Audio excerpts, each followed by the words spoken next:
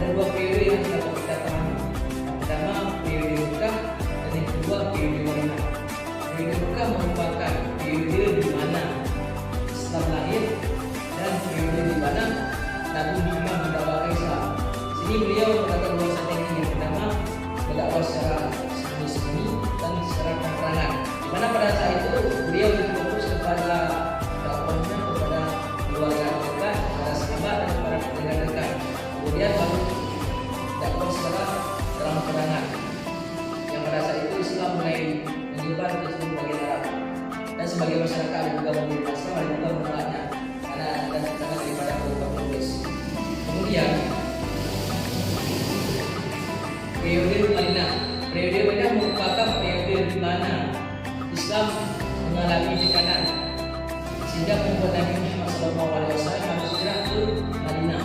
Hingga pada saat itu Nabi Muhammad mempersaudarakan kaum Quraisy dan Ansar, yaitu beliau pertama kali lakukan itu membangun masjid, kemudian mempersatukan umat Islam dalam suatu majelis.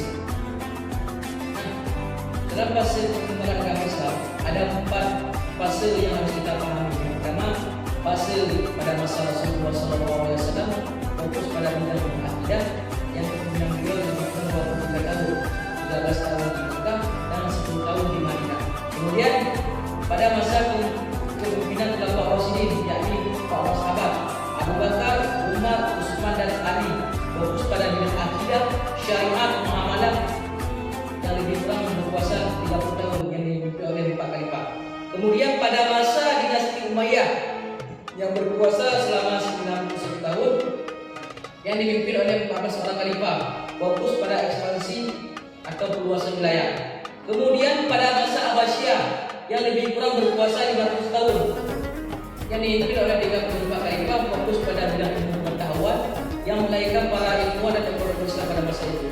Nah, dalam fase perkembangan agama Islam di dunia ada 3 periode yang kita pahami. Yang pertama ada periode klasik, kedua ada periode pertengahan, dan ketiga ada periode modern. Nah, di sini tiga periode tersebut yaitu menjelaskan bagaimana perkembangan agama Islam di seluruh dunia. Yaitu periode klasik menjelaskan bagaimana sih fase kejayaan ataupun kemajuan Islam pada masa itu. Ya, ini dibagi dalam fase ekspansi dan integrasi. Dan Islam pada periode klasik mengalami puncak perluasan hingga semenanjung Eropa sampai ke Spanyol, kemudian Afrika Utara dan belahan barat. Kemudian periode pertengahan, yaitu periode pertengahan dibagi dalam 2 fase, fase kemunduran dan fase 3 kerajaan Islam. Nah, pada fase kemunduran yaitu ada namanya desentralisasi dan disintegrasi. Kemudian ada perbedaan antara kaum Islam adalah Sunni dan Syiah dan juga antara Arab pada masa itu.